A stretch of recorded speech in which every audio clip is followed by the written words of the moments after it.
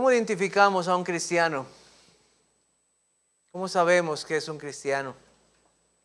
¿Será por algunos mensajes que usan alguna camiseta? ¿Unos mensajes de la Biblia? ¿Será tal vez porque usa palabras como Dios, Jesús, iglesia o Biblia?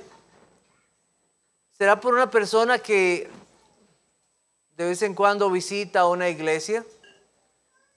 ¿Será alguien que escucha cierto tipo de música que la gente llama música cristiana? ¿Podemos identificar a un cristiano por eso?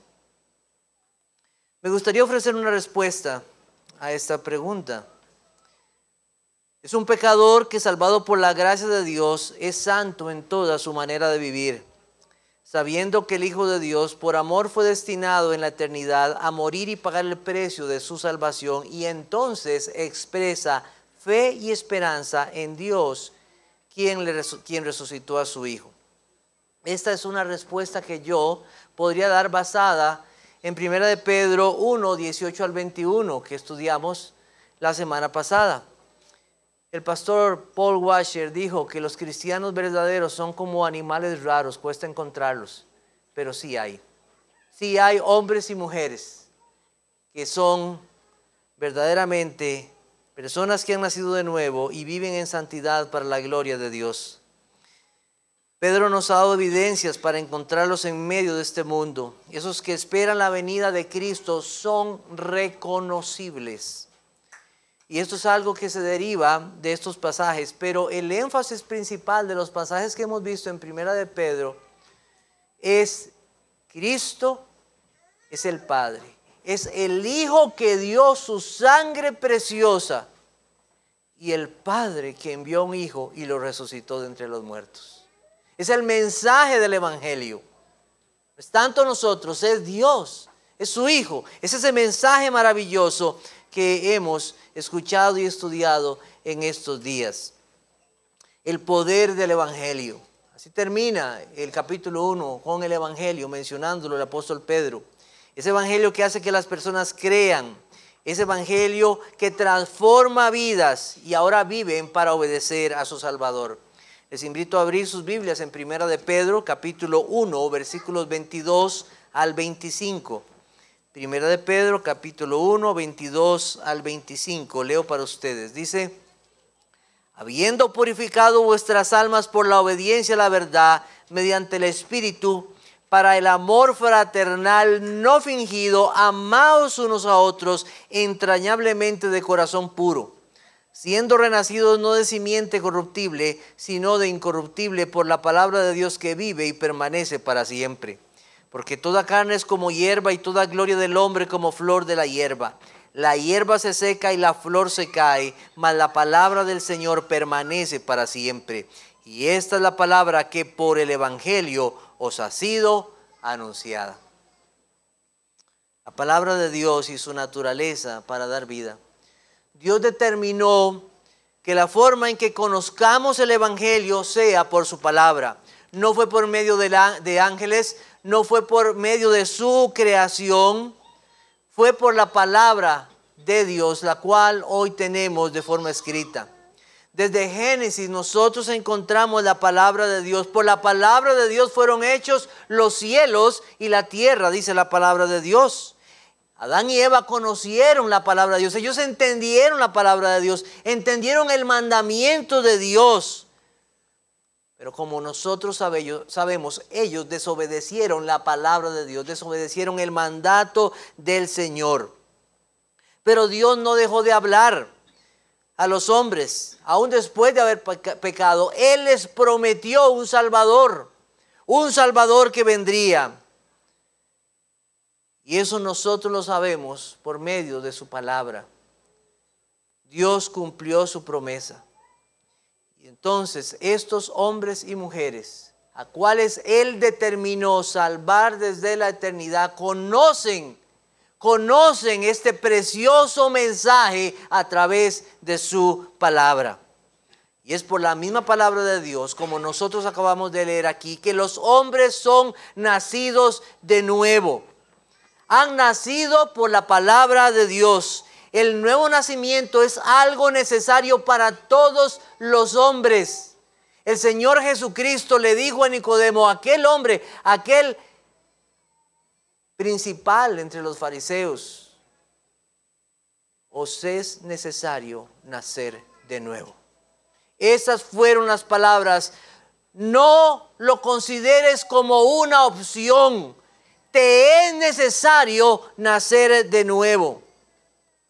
Ser una nueva persona que vive santamente para Dios no es posible por el hombre natural. Nadie puede limpiarse a sí mismo. Nadie puede justificarse delante de Dios por sí mismo. Nadie puede apartarse del pecado en sus propias fuerzas. Nadie puede creer en Cristo si no le es dado de Dios por medio de su palabra y por su Espíritu. Pero Dios, por su palabra, que hizo los cielos y la tierra, a ese hombre natural lo puede cambiar, lo puede transformar. Es el poder de Dios, el cual produce fe y esperanza hacia Él mismo. Obedecer y vivir santamente, todo viene de Dios. Entonces, ¿qué tenemos en estos pasajes, estos versos que acabamos de leer acerca de la palabra de Dios? Vamos a ver algunas cosas. Primero, esa palabra es santa, esa palabra es verdadera, esa palabra es viva y esa palabra es permanente. Santa, verdadera, viva y permanente. Dice el Salmo 12:6, las palabras de Jehová son limpias, son palabras limpias, como plata refinada en horno de tierra, purificada 7 veces. La palabra de Dios pura y santa. No vamos a encontrar algo en este mundo como la palabra de Dios. Nada. No podemos confiarnos en los escritos de los hombres. Los hombres son falibles. Aún el pastor más fiel es un hombre que puede equivocarse. Ahora, esto no significa que no existan hombres creíbles, porque de otra manera no tendríamos pastores que nos predican la palabra de Dios. Pero Pedro quiere enfatizar que el nacer de nuevo viene por la palabra de Dios. Y eso es lo que predican los hombres de Dios. Que prediquen la palabra de Dios a tiempo y fuera de tiempo. Porque es el medio ordinario, es la forma en que Dios ha determinado que los hombres nazcan de nuevo. La misma palabra de Dios tiene poder y autoridad en sí misma. Y es lo que entonces estos hombres de Dios deben proclamar, los hechos verdaderos de Dios que son anunciados en su libro. La Biblia es la verdad de Dios, como dice el versículo 22, la verdad. La verdad, no hay otra, Él, la verdad. En el huerto del Edén, Dios proclamó su verdad, pero como nosotros sabemos, prontamente Satanás también habló y trajo mentira. Él es el padre de mentira. Dios es verdad, pero Él trajo su mentira y los hombres creyeron la mentira de Satanás y desecharon la verdad de Dios. Solamente en la misericordia de Dios, que Dios envió a su Hijo Jesucristo y Él obedeció perfectamente la palabra y por Él es que los hombres tienen la bendita salvación. Es por medio de Él que los hombres pueden llegar a nacer de nuevo y entonces revertir todo aquello. Ahora aquellos que son salvados, ahora aquellos que han nacido de nuevo, quieren obedecer a Dios. El apóstol Pedro llamó a los creyentes como hijos obedientes. Es totalmente diferente a aquellos que se hallan fuera de Cristo. Se les llama hijos desobedientes, hijos de ira. Pero aquellos que son creyentes son hijos obedientes. Y esto solo puede ser producido por esa palabra santa de Dios. Por la palabra verdadera de Dios. No hay otra forma. No podemos confiar en otro medio. En Juan 6:63 dijo el Señor, el Espíritu es el que da vida, la carne para nada aprovecha, las palabras que yo os he hablado son espíritu y son vida. Vida. Este libro es vivo porque Dios es un Dios vivo. Eso significa que sus palabras tienen poder en sí mismas, no son palabras muertas. No son palabras estériles, ellas dan vida. Vive y da vida. aquellos que están muertos. Todavía está en mi mente una y otra vez cuando el pastor Mariano nos leyó este pasaje en Marcos 4:28, porque de suyo lleva fruto la tierra, primero hierba, luego espiga, después grano lleno en la espiga. De suyo lleva. Ahí, cuando nosotros vemos esa semillita, nosotros la podemos ver muerta, pero no, lleva vida, lleva vida. Así es la palabra de Dios, lleva vida en sí misma, porque viene de un Dios vivo, viene del Espíritu vivificador, del Espíritu Santo. Dice 1 Corintios 1:18, porque la palabra de la cruz es locura a los que se pierden, pero a los que se salvan, esto es a nosotros, es poder de Dios. Poder para dar vida, poder para cambiar vidas. También la palabra de Dios es permanente, es permanente. No necesita cambios o modificaciones para adaptarse a los tiempos o las culturas. Ella permanece para siempre, no está desactualizada. Ellas siempre son pertinentes para cada tiempo, época o cultura. La palabra de Dios muestra su carácter o muestra el carácter de Dios o su naturaleza. En Mateo 24:35 dijo el Señor, el cielo y la tierra pasarán, pero mis palabras no pasarán. Son palabras permanentes, palabras que se cumplen, palabras que no pierden su poder, que reflejan a Dios mismo. Estas fueron las palabras del rey Darío, después de ver cómo Dios salvó a Daniel del foso donde estaban aquellos leones. Él dijo lo siguiente acerca de Dios. De parte mía es puesta esta ordenanza, que en todo el dominio de mi reino todos teman y tiemblen ante la presencia del Dios de Daniel, porque Él es el Dios viviente y permanece por todos los siglos, y su reino no será jamás destruido, y su dominio perdurará hasta el fin. Es permanente.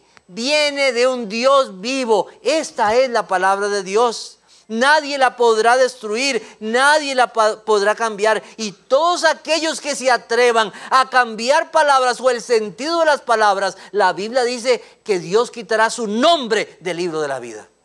Hay juicio de Dios para todos ellos. Serán juzgados un día. Las palabras de Dios son verdaderas, nunca cambian. Sus promesas son verdaderas. Y eso es lo que dice el mismo apóstol Pedro. Tenemos también la palabra profética más segura, a la cual hacéis bien en estar atentos, como a una antorcha que alumbra en lugar oscuro, hasta que el día esclarezca y el lucero de la mañana salga en vuestros corazones. Segunda de Pedro 1:9. Confiados en la palabra de Dios, no confiados en apariciones, no confiados en alguna cosa. Hay personas que confían en cierta agua, en ciertos ritos, en ciertas actividades. Solo Dios por su palabra puede dar vida a los hombres. Nada más. Por eso predicamos la palabra de Dios. Por eso hablamos a los hombres del mensaje del evangelio. Los pensamientos de los hombres cambian por las edades, la cultura, las circunstancias, por su pecado. Pero la palabra de Dios permanece para siempre. Viene de este Dios inmutable que no cambia, que es permanente. Es el evangelio eterno. El apóstol Pedro entonces nos lleva a considerar lo que la Biblia dice en el Antiguo Testamento, revelado por el Espíritu Santo acerca de esta misma verdad, y nos hace ver esa permanencia, ese atributo de la palabra de Dios en contraposición con nuestra débil y pobre existencia. Dice así, porque toda carne es como hierba y toda gloria del hombre como flor de la hierba se seca y la flor se cae, mas la palabra del Señor permanece para siempre. Vamos a Isaías, capítulo 40, Isaías capítulo 40, vamos a leer de dónde sale este pasaje.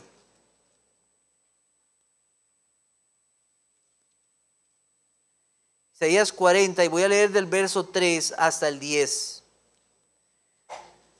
Dice, voz que clama en el desierto, preparad el camino a Jehová, enderezad calzada en la soledad a nuestro Dios. Todo valle será alzado, y bájese todo monte y collado, y lo torcido se enderece, y lo áspero se allane. Y se manifestará la gloria de Jehová, y toda carne juntamente la verá, porque la boca de Jehová ha hablado. Voz que decía, da voces, y yo respondí, ¿qué tengo que decir a voces? Que toda carne es hierba, y toda su gloria como flor del campo. La hierba se seca y la flor se marchita, porque el viento de Jehová sopló en ella ciertamente como hierba es su pueblo. Sécase la hierba, marchítase la flor, mas la palabra del Dios nuestro permanece para siempre. Súbete sobre un monte alto, anunciadora de Sión. Levanta fuertemente tu voz, anunciadora de Jerusalén. Levántala, no temas, di a las ciudades de Jehová, ved aquí al Dios vuestro. He aquí que Jehová el Señor vendrá con poder y su brazo señoreará. He aquí que su recompensa viene con él y su paga delante de su rostro. En el contexto de este pasaje, nosotros recordamos el cumplimiento del envío del profeta Juan el Bautista al pueblo de Dios. Aquel que preparó el camino para el Señor Jesucristo. ¿Cómo fue consolado el pueblo de Dios en medio de aquel cautiverio, en medio de aquellas situaciones de angustia, prometiéndoles que Dios enviaría a sus siervos que anunciarían que vendría el Salvador? Pero también anunció que vendría ese Salvador un día. Ese Salvador, pero que también vendría un día y traería su recompensa. Esa es la forma. Dios permanente, su palabra permanece. Dios dijo algo y se va a cumplir. No cambió a pesar de los tiempos, a pesar de las edades. Después de tanto tiempo, hubieron más o menos más de 400 años desde que el último libro en el Antiguo Testamento fue escrito hasta que vino el profeta Juan el Bautista. Y Dios no cambió. Y su palabra no cambió. Y fue la misma. Su palabra permanece para siempre. En 1 de Juan 2:24 dice, lo que habéis oído desde el principio permanezca en vosotros. Si lo que habéis oído desde el principio permanece en vosotros, también vosotros permaneceréis en el Hijo y en el Padre. Los hombres mueren y morirán en sus pecados. Los hombres rechazan al Hijo de Dios, no se arrepienten. Los hombres morirán en sus pecados. Toda carne se secará. Serán como el tamo que arrebata el viento. Serán como la hojarasca que es llevada. Serán como la hierba que se seca. Porque la única vida verdadera es la que se halla en nuestro Señor. La vida verdadera es la que viene de aquellos que, renacidos por la palabra de Dios, creen el mensaje del Evangelio. Porque si no, los hombres morirán en sus pecados. Como la hierba. De nada les servirá su gloria, su belleza. De nada les servirá sus riquezas. En el día que tengan que presentarse delante de Dios, no pasarán del juicio de Dios.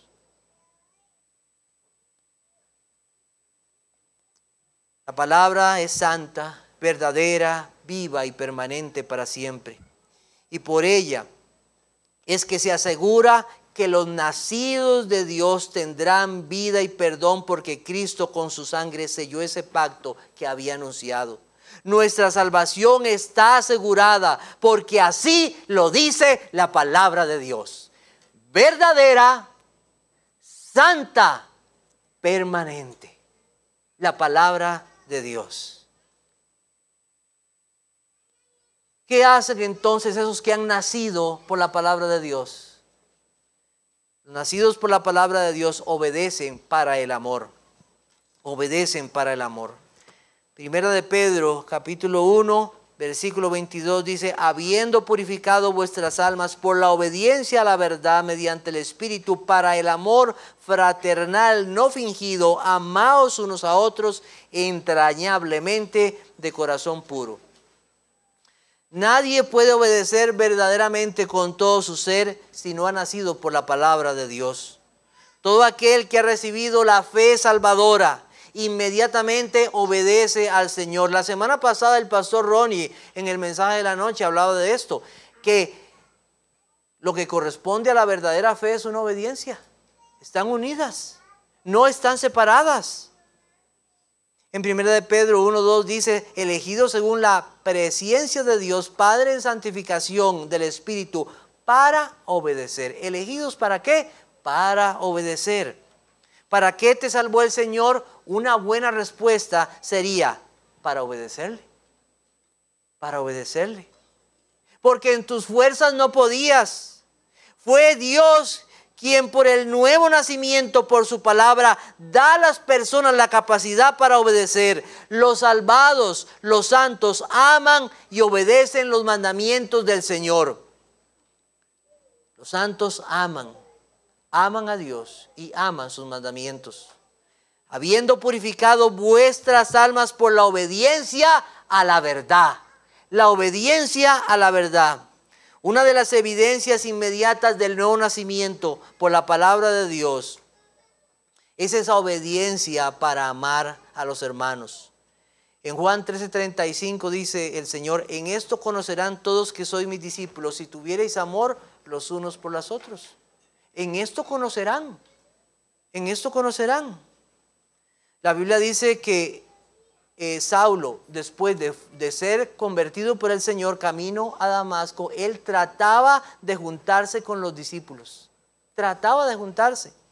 El nuevo nacimiento bíblico no deja al que ha sido salvado en su egoísmo, a vivir para sí mismo, a estar centrado en sí mismo, a quedarse en su casa. No, va a buscar a sus hermanos de su misma fe para mostrar amor. Será obediente al Señor.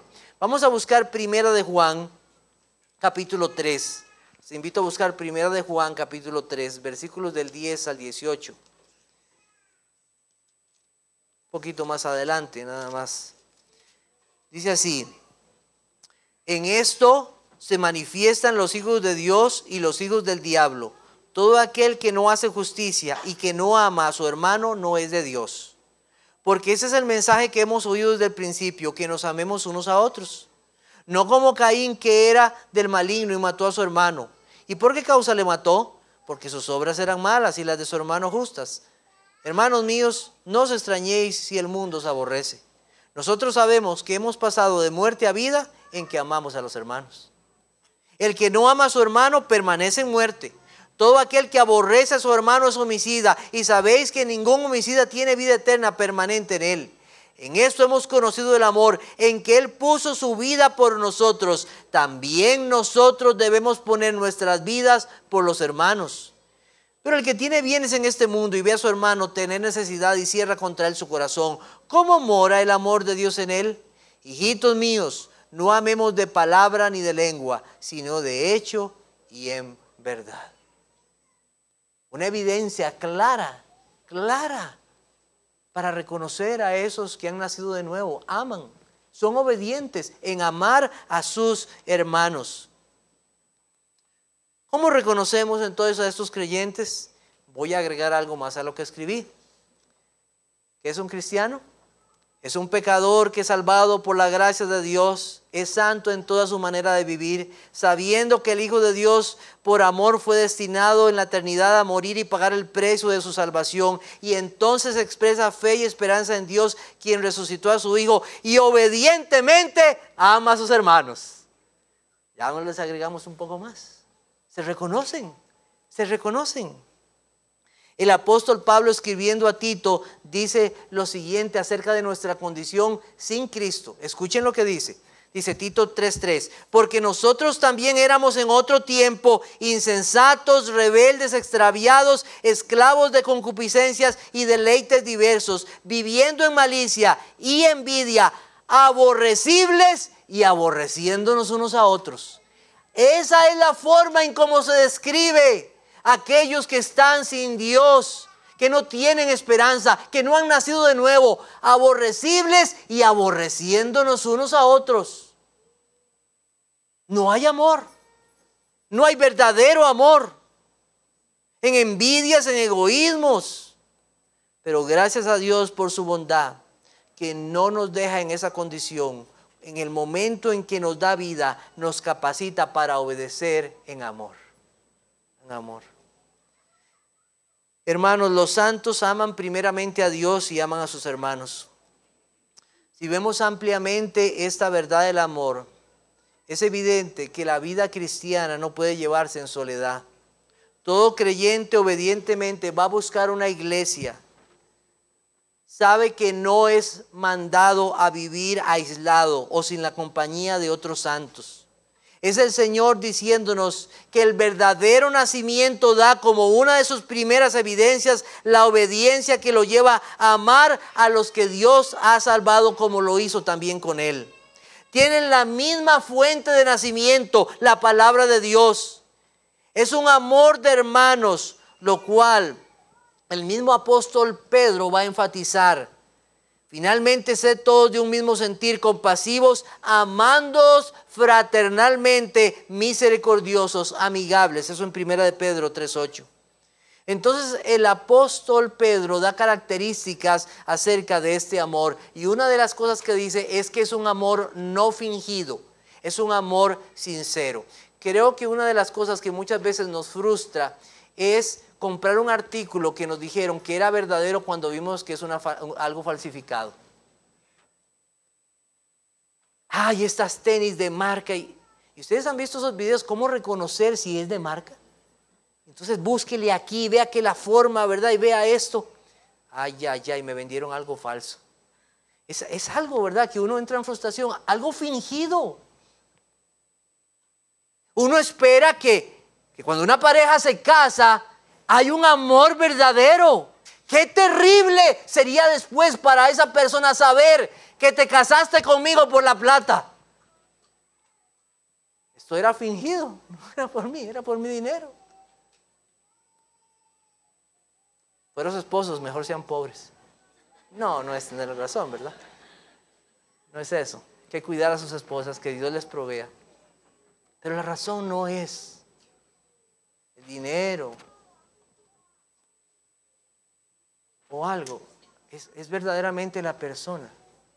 O sea, hay un amor que no es fingido, es lo que quiero decir.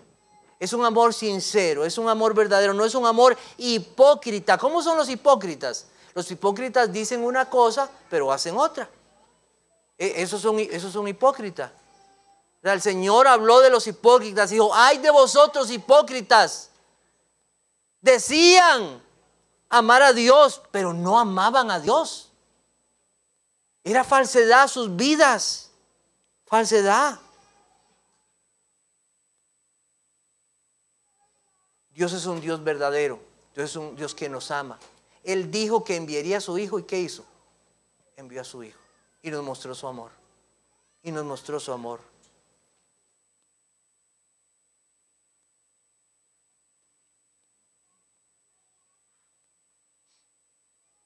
Es un verdadero amor, es un amor sincero, un amor que no es desviado, un amor directo e intencional. ¿En qué está basado este amor que podemos dar a los hermanos? Primeramente es un amor que no viene de nosotros, es un amor que viene de Dios, para poder amar a otros. Nosotros no podemos amar a otros si no tenemos ese amor de Dios derramado en nuestros corazones. Y por lo tanto es la única forma de dar ese amor sincero en el nuevo nacimiento. Ha nacido por la palabra de Dios, entonces es mi hermano, no necesito nada más. ¿Por qué amo a mi hermano? ¿Porque vivimos en el mismo barrio? ¿O porque fuimos a la misma escuela? No, los dos fuimos nacidos por la palabra de Dios. Nosotros tenemos el mismo Padre, tenemos la misma fe que se nos ha dado, el mismo Espíritu se nos ha dado, el mismo Salvador, el mismo Mediador, la misma bondad y misericordia. No es un amor falso, es un amor verdadero en que debe haber en hermanos, que nace de la palabra de Dios y somos llamados entonces a obedecer en ese amor. No es falso, no es como el mundo que busca algún interés pasajero o un amor placentero que busca las cosas suyas.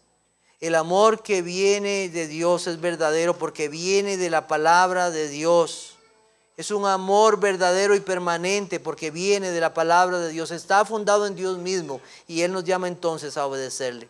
Otra característica de este amor que está ahí en el pasaje en 1 de Pedro 1:22 es que es un amor entrañable de corazón, entrañable. Eso significa que viene de lo más profundo, algo que no es nada más externo. En Génesis 43:30 dice lo siguiente: entonces José se apresuró porque se conmovieron sus entrañas a causa de su hermano y buscó donde llorar y entró en su cámara y lloró ahí. O sea, se le conmovieron las entrañas por dentro de su ser. No fue algo meramente circunstancial, no, verdaderamente estaba conmovido en su ser interior. Eso significa que no es una cuestión sentimental nada más. El amor del cual está hablando no es una cosa nada más de expresarlo. Verdaderamente tiene actos, es profundo, es interno, no es solamente de un momento. El apóstol Pablo llegó a decir lo siguiente acerca de ese amor hacia sus hermanos en 2 de Corintios 12:15. Y yo con el mayor placer gastaré lo mío, y aún yo mismo me gastaré del todo por amor de vuestras almas, aunque amándoos más, sea amado menos. Vean qué amor. Aunque ustedes me amen menos, yo los voy a seguir amando más. Ese amor que viene por la palabra de Dios es un amor verdadero. No depende de las circunstancias. No, ya no me ama, yo no lo amo entonces. Eso hace el mundo. Me saluda, yo lo saludo. Me perdona, yo lo perdono. No, pero el amor que viene de Dios ama permanentemente a aquellos que son sus hermanos.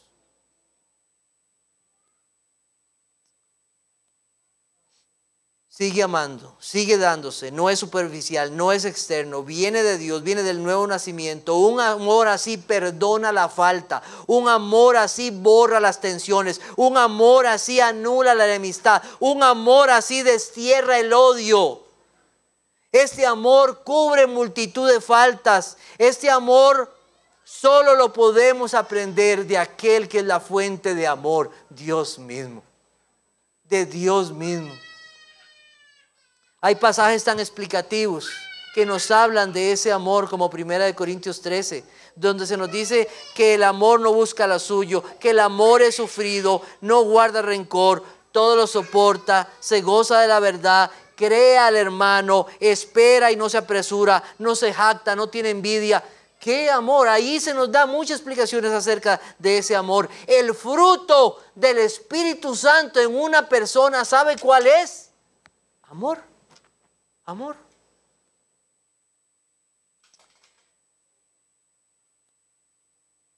Hoy debimos haber llegado a este lugar con corazones preparados.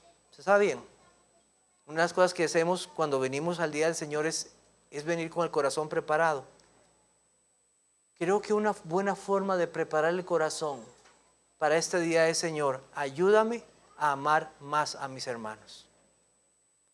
Hoy voy a ir a un lugar donde voy a ver a mis hermanos. Señor, tú me mandas a amar. Prepara mi corazón para que pueda amar más a mis hermanos. Pero cuántas faltas hay en nosotros. Faltas de obediencia y faltas de amor. Que Dios tenga misericordia de nosotros. Vamos a Cristo, porque solamente en Él podemos hallar perdón. ¿Cómo podemos aplicar estas verdades que nosotros hemos visto en esta mañana? Bueno, hemos visto en mensajes anteriores cómo somos llamados a la santidad. En toda nuestra manera de vivir. Somos llamados en toda nuestra manera de vivir, no solo en una área, en toda. El apóstol Pedro dice en el verso 22, habiendo purificado vuestras almas por la obediencia a la verdad, habiendo purificado.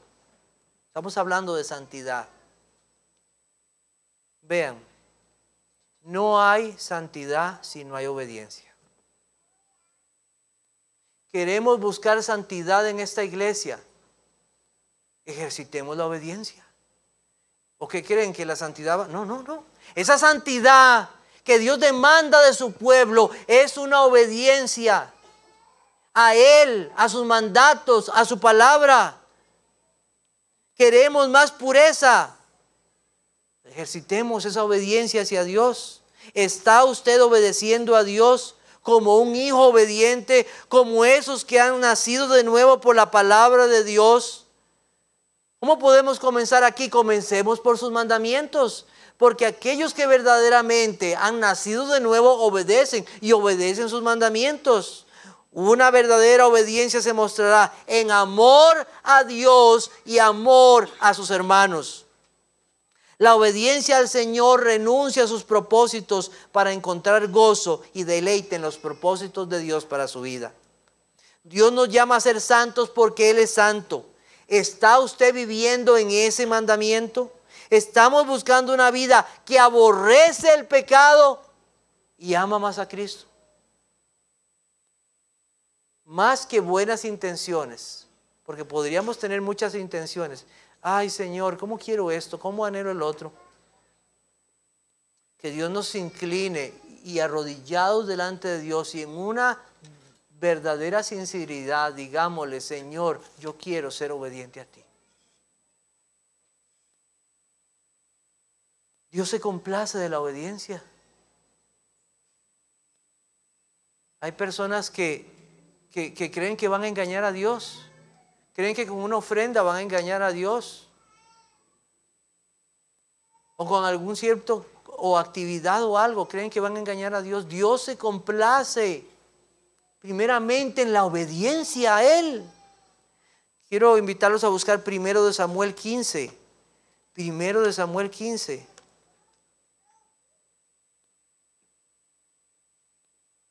Versículos 22 y 23. Y Samuel dijo, se complace Jehová tanto en los holocaustos y víctimas, como en que se obedezca las palabras de Jehová. Ciertamente el obedecer es mejor que los sacrificios, y el prestar atención que la grosura de los carneros. Porque como pecado de adivinación es la rebelión, y como ídolos e idolatría la obstinación. Por cuanto tú desechaste la palabra de Jehová, Él también te ha desechado para que no seas rey. Dios se complace en la obediencia más en cualquier otra cosa. Más en cualquier otra cosa.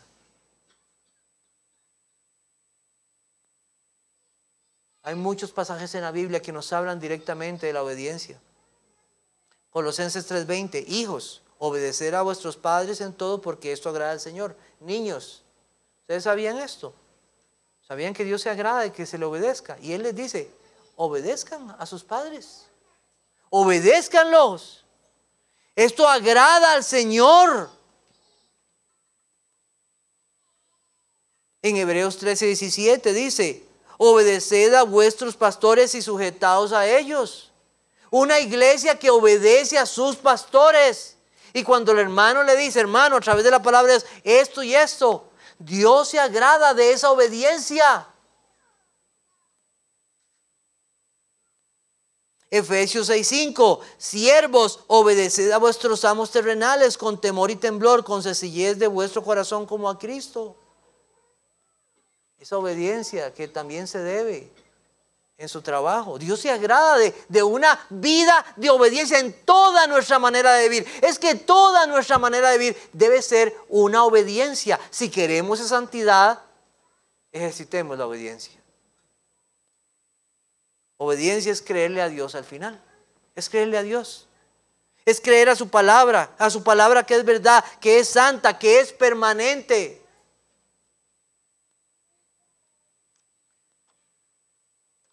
Dios habla y Él dice lo que Él pide de nosotros, que seamos obedientes. y que escuchemos de su voz y que le creamos a Él. Hijo mío, no te olvides de mi ley y tu corazón guarde mis mandamientos, porque largura de días y años de vida y paz te aumentarán. ¿Le crees a Dios en eso? ¿Le crees a Dios cuando Él dice esas palabras? ¿Le crees? Cuando dice, fíate de Jehová de todo tu corazón y no te apoyes en tu propia prudencia, reconócelo en todos tus caminos y Él enderezará tus veredas. ¿Le crees a Dios? Fíate. Ah, no, pero mejor no le obedezco porque yo pienso mejor que Dios. No, fíate de Jehová de todo tu corazón. No te apoyes en tu propia prudencia. Obedece a Dios. No hay pureza si no hay obediencia. ¿Qué te manda el Señor? Haz eso entonces. La vida de pecado se caracteriza por la desobediencia. La vida de santidad en los que han nacido de nuevo por la palabra es obediencia en el temor del Señor. No olvides eso. Toda obediencia, quiero decirte esto, toda obediencia será castigada un día. Toda desobediencia, perdón, será castigada un día. En Romanos dice que la ira de Dios y el juicio de Dios está sobre aquellos que no obedecieron la verdad. Primera de Tesalonicenses dice lo siguiente, 1, 6 al 9, dice así.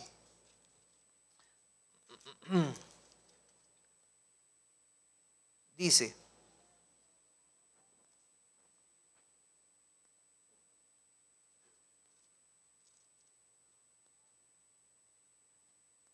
segunda, dice, porque es justo delante de Dios pagar con tribulación a los que os atribulan, y a vosotros que sois atribulados, daros reposo con nosotros, cuando se manifieste el Señor Jesús desde el cielo con los ángeles de su poder, en llama de fuego, para dar retribución a los que no conocieron a Dios, y dice ahí, ni obedecen el evangelio de nuestro Señor Jesucristo. ¿Qué pasará con ellos? Los cuales sufrirán pena de eterna perdición, excluidos de la presencia del Señor y de la gloria de su poder, cuando vengan aquel día para ser glorificado en sus santos y ser admirado en todos los que creyeron, por cuanto nuestro testimonio ha sido creído entre vosotros. Dios traerá juicio a todos aquellos que no obedecieron el evangelio. En segundo lugar, obediencia en amor. Una de las quejas constantes en muchos que visitan iglesias y que se dicen ser cristianos es que no hay amor. Eso escuchamos los pastores. Es que en esa iglesia no hay amor. Muchas veces se escucha. Y he escuchado en muchas iglesias. Gracias a Dios que nuestra iglesia, por su bondad y por la misericordia de Dios, no es así. Pero hemos escuchado en muchas ocasiones a veces quejas como esas. Yo me pregunto, ¿pero qué clase de amor estarán buscando?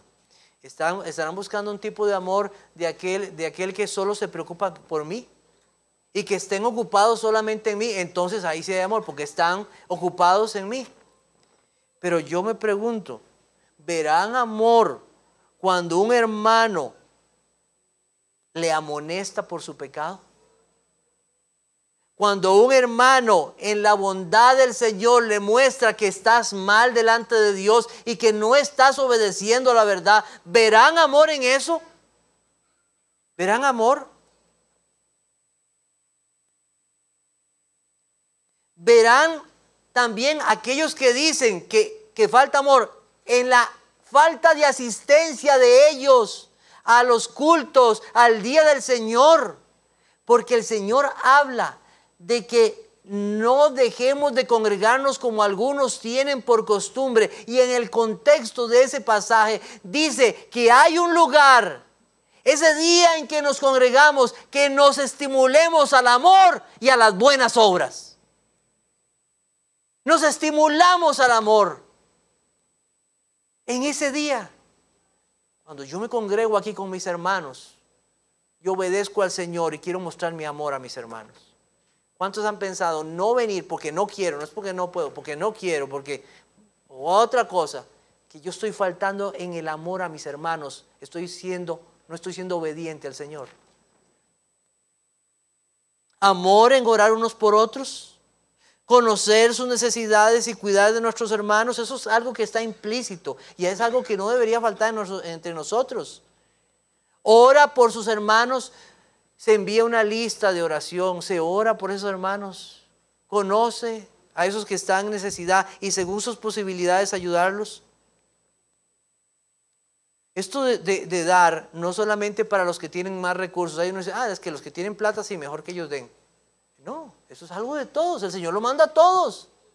¿Hay algo en lo cual usted pueda mostrar amor hacia ese hermano? ¿O acaso solamente con el dinero se muestra amor? No, de muchas maneras, como está en la palabra de Dios. Debemos de tener cuidado de esto. Nosotros debemos estar vestidos todos los días con el vestido del amor. Dice Colosenses capítulo 3, versículo 14 lo siguiente. Colosenses 3:14. Dice así la palabra del Señor. Y sobre todas estas cosas vestidos de amor, que es el vínculo perfecto. Ese es el vínculo perfecto, el amor. Todos los días. El amor es más que un sentimiento, es una actitud provocada por la obediencia a la verdad que nos lleva a estar ocupados en otros en lugar de nosotros mismos. Los esposos deben recordar esto. Los esposos son esposos, pero también son hermanos. Recuérdense. Deben amarse en el Señor. Deben cuidarse el uno del otro. Los pastores y diáconos, antes de nuestros oficios, somos hermanos y debemos amarnos. Cada creyente debe mostrar ese amor también en ese don que Dios le ha dado para ministrarlo a otros. Si usted se dice creyente,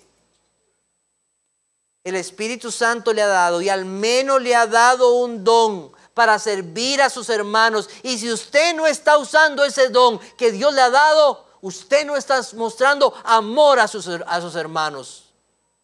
Está siendo egoísta. Dios haga de esta iglesia una iglesia más santa, más obediente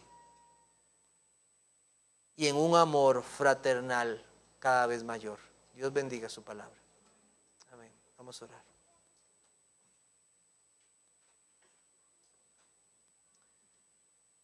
Señor, te damos gracias en esta